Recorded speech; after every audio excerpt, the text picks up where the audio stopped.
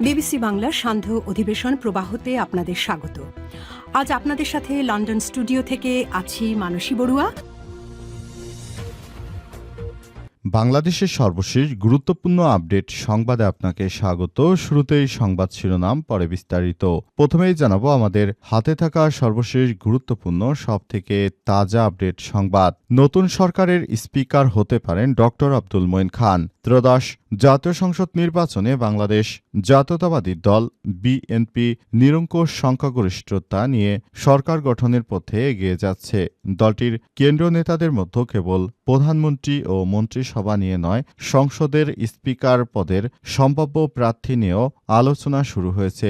বিভিন্ন দলীয় ও রাজনৈতিক সূত্রে প্রকাশিত তথ্য অনুযায়ী বিএনপির জাতীয় নির্বাহী কমিটির সদস্য ডক্টর আব্দুল মঈন খানকে নতুন সরকার স্পিকারের দায়িত্ব দেয়া হতে পারে, এমনটাই চাইছে বিএনপি। কারণ তিনি দলের অনেক গুরুত্বপূর্ণ সময়ে তিনি দলের দায়িত্বভার গ্রহণ করেছিলেন এবং সেখান থেকেই মূলত ডক্টর আব্দুল মঈন খানের উপর সবার একটি আশা ও প্রত্যাশা রয়েছে।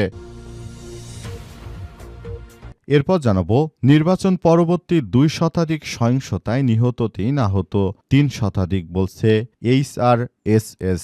সারা দেশে সুষ্ঠুভাবে নির্বাচন অনুষ্ঠিত হলেও নির্বাচন শেষে বিএনপির সন্ত্রাসী কার্যক্রম শুরু হয়েছে বলে জানিয়েছে বিভিন্ন সংস্থা। তারা জানিয়েছে সারা দেশে বিএনপির নেতাকর্মীদের হামলায় অসংখ্য জামাত ইসলামের নেতাকর্মী আহত হয়েছে এবং 3 জন নিহত হয়েছে। এ ঘটনায় আগামীকাল সারা দেশ জুড়ে জামাত ইসলামের পক্ষ থেকে আসলে বিক্ষোভের ডাক দেয়া হয়েছে। এদিকে ঢাকা 8 আসনে ভোট পুনঃগণনার দাবিতে লিখিত অভিযোগ নাসির উদ্দিন পাটোয়ারীর। ঢাকা 8 আসনে নির্বাচন ও ফলাফলের অনিয়মের অভিযোগ তুলে ভোট পুনঃগণনার দাবি জানিয়েছে জাতীয় নাগরিক পার্টি এনসিপির মনোনীত প্রার্থী নাসির উদ্দিন পাটোয়ারী। আজ প্রধান নির্বাচন কমিশনার সিসি বরাবর দেয়া এক লিখিত অভিযোগে তিনি এই দাবি জানিয়েছেন। জানাবো পুরো রমজানে প্রাথমিক ও মাধ্যমিক স্কুল বন্ধ রাখার নির্দেশ হাইকোর্টে। পবিত্র রমজান উপলক্ষে সারা দেশে প্রাথমিক ও হাই স্কুলগুলোকে বন্ধ রাখার সিদ্ধান্ত নিয়েছে সরকার। আজ হাইকোর্ট থেকে এমন নির্দেশনা দেওয়া হয়েছে। জানানো হয়েছে যে এই পুরো রমজান জুড়ে স্কুল কলেজ বন্ধ রাখতে হবে। এবং সর্বশেষ জানাবো বোমা তৈরির সময় বিস্ফোরণে 2 জন নিহতের ঘটনায় মামলা, গ্রেপ্তার 5। চাঁপাইনবাবগঞ্জ সদর উপজেলার চর বাঘভাঙা ইউনিয়নে হাতবোমা তৈরির সময় বিস্ফোরণে 2 যুবকের মৃত্যুর ঘটনায় মামলা দায়ের করেছে পুলিশ। আজ সদর মডেল থানার উপপরিদর্শক এসআই বেলাল হোসেন বাদী হয়ে মামলাটি দায়ের করেছেন। প্রিয় দর্শক, এতক্ষণ শুনছিলেন সংবাদ শিরোনাম, এবারে বিস্তারিত। তবে তার আগে বন্ধুরা অনুরোধ থাকবে এই সংবাদটিতে একটি লাইক দিন। এই চ্যানেলে আপনি নতুন হয়ে থাকলে আমাদের সংবাদটি দেখতে দেখতে চ্যানেলটি সাবস্ক্রাইব করে রাখুন। কমেন্ট করে বন্ধুরা আপনার মূল্যবান মতামত জানিয়ে দিন আপনি বিশ্বের কোন দেশ থেকে বা বাংলাদেশের কোন স্থান থেকে আমাদের সংবাদটি দেখছেন এবং শুনছেন। আর বন্ধুরা সংবাদটি আপনার সোশ্যাল মিডিয়া ফেসবুকে শেয়ার করে বন্ধুদেরও দেখার সুযোগ করে দিন। গাজা যুদ্ধে আপনি যদি নিরীহ ফিলিস্তিনিদের ভালোবেসে থাকেন, কমেন্টে ইয়েস লিখে পুরো বিশ্বকে জানিয়ে দিন। এবারে বিস্তারিত। নতুন সরকারের স্পিকার হতে পারেন ডক্টর আব্দুল মঈন খান। ত্রয়োদশ জাতীয় সংসদ নির্বাচনে বাংলাদেশ জাতীয়তাবাদী দল বিএনপি নিরঙ্কুশ সংখ্যাগরিষ্ঠতা নিয়ে সরকার গঠনের পথে এগিয়ে যাচ্ছে। দলটির কেন্দ্রীয় নেতাদের মধ্যে কেবল প্রধানমন্ত্রী ও মন্ত্রিসভা নিয়ে নয়, বরং সংসদের স্পিকার পদে সম্ভাব্য প্রার্থীও নিয়ে আলোচনা শুরু হয়েছে। বিভিন্ন দলীয় রাজনৈতিক সূত্রে প্রকাশিত তথ্য অনুযায়ী বিএনপির জাতীয় নির্বাহী কমিটির সদস্য ডক্টর আব্দুল মঈন খানকে নতুন সরকারের স্পিকারের দায়িত্বে দেখতে চাইছে বিএনপির অভ্যন্তরীণ নেতারা। নির্বাচনে নিরঙ্কুশ সংখ্যাগরিষ্ঠতা অর্জনের পর সংসদ গঠন ও নেতৃত্ব নিয়ে একের পর এক রাজনৈতিক আলাপ আলোচনা নতুন মাত্রা পেয়েছে। সরকার গঠনের পাশাপাশি বিরোধী বিভিন্ন দলের সঙ্গে সমন্বয়, সাংবিধানিক দায়িত্ব, পার্লামেন্টের কার্যক্রম পরিকল্পনার মধ্যে স্পিকারের পদটি অত্যন্ত গুরুত্বপূর্ণ বলে বিবেচিত হচ্ছে। সরকার গঠনের প্রকালে দলের অভ্যন্তরীণ আলোচনায় স্পিকারের পদে ড আব্দুল মঈন খানের নাম বেশ জোরে সরে উঠেছে। ড আব্দুল মঈন খান তিনি বিএনপির রাজনীতির সঙ্গে সেই ছাত্র জীবন থেকে জড়িত যখন বিএনপির প্রতিষ্ঠাতা শহীদ প্রেসিডেন্ট জিয়াউর রহমান তিনি ছিলেন তখন থেকেই মূলত তিনি বিএনপিতে কাজ শুরু করেন এবং এখন পর্যন্ত তিনি দলের দুর্দিনেও বিএনপিকে ছেড়ে যাননি, বরং তিনি যেভাবে তাদের কার্যক্রম চালিয়েছে এতে করে বিগত প্রতিটি সময় ড আব্দুল মঈন খান তিনি বিএনপির হয়ে সব সময় কাজ করেছেন।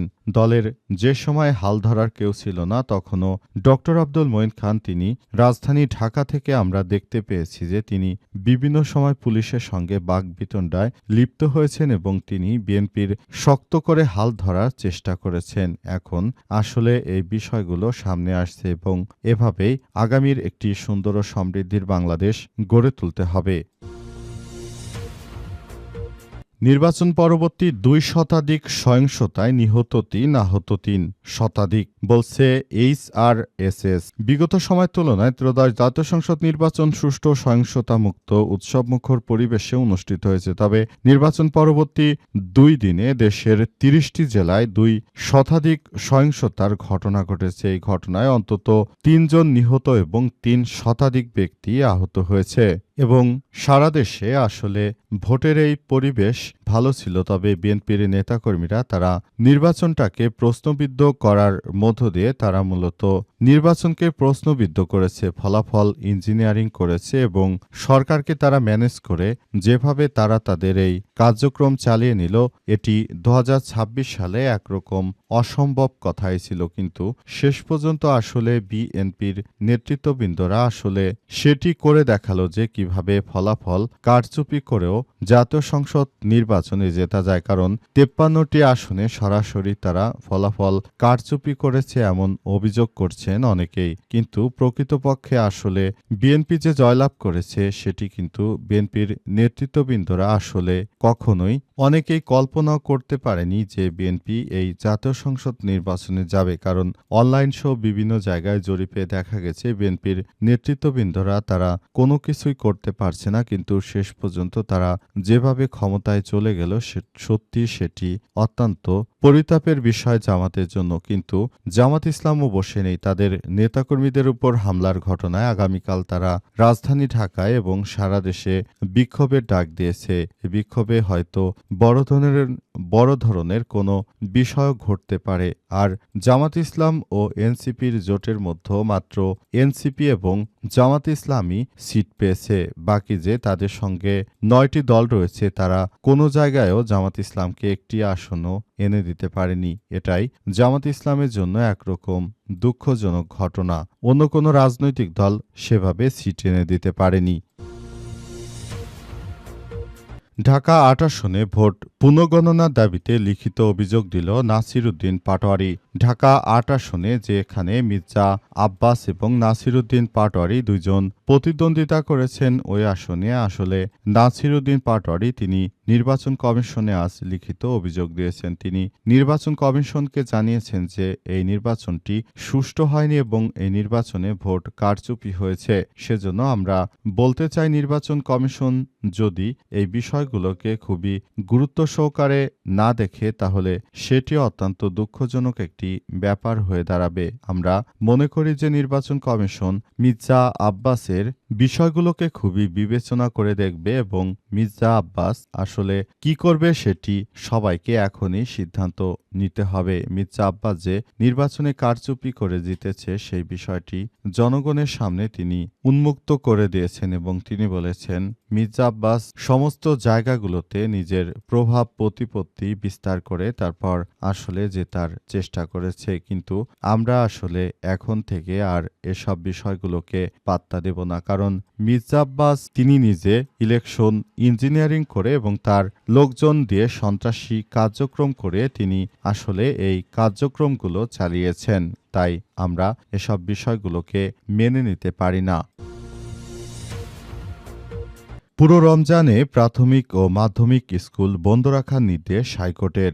এবার পবিত্র রমজান উপলক্ষে 18 ফেব্রুয়ারি থেকে পুরো রমজান মাস অর্থাৎ সম্পূর্ণ সময় স্কুল বন্ধ রাখার নির্দেশ দিয়েছে হাইকোর্ট। আজ হাইকোর্টের 15 তারিখে হাইকোর্টের একটি রায় থেকে সব বিষয়ে জানানো হয়েছে। সেখানে বলা হচ্ছে যে নির্বাচনের পর সারা দেশে পবিত্র রমজান মাসে গরম পড়বে, তখন কোমলমতি শিক্ষার্থীরা যেন তারা তাদের শিক্ষা কার্যক্রম থেকে যথাযথভাবে তারা যেন স্কুলে যেতে পারে। তবে রমজান উপলক্ষে সবাইকে স্কুল কলেজ বন্ধ রাখার জন্য এই নির্দেশনা জারি করেছে হাইকোর্ট। হাইকোর্ট থেকে আরও বলা হয়েছে এই নির্দেশ খুব দ্রুততম সময়ের মধ্যে কার্যকর করতে হবে এবং 18 তারিখ থেকে সব ধরনের স্কুল কলেজ এমনকি আলিয়া মাদ্রাসাসহ সব ধরনের শিক্ষা প্রতিষ্ঠান বন্ধ রাখার জন্য নির্দেশনা দেওয়া হয়েছে। এই নির্দেশনা যত দ্রুত সম্ভব সেটি কার্যকর করতে হবে, কারণ এই কার্যক্রম যদি না চলতে থাকে সেটি আরও বড় ধরনের সমস্যা তৈরি করতে পারে। তাই সরকার মনে করে যে কোমলমতি শিক্ষার্থীদের বিষয় নিয়ে এখনই ভাবতে হবে। তাই সরকারের পক্ষ থেকে এমন সিদ্ধান্ত গ্রহণ করা হয়েছে এবং এই সিদ্ধান্ত গ্রহণ করার মধ্য দিয়ে আসলে সবকিছু সেভাবেই চালাতে হবে বলে বলা হচ্ছে।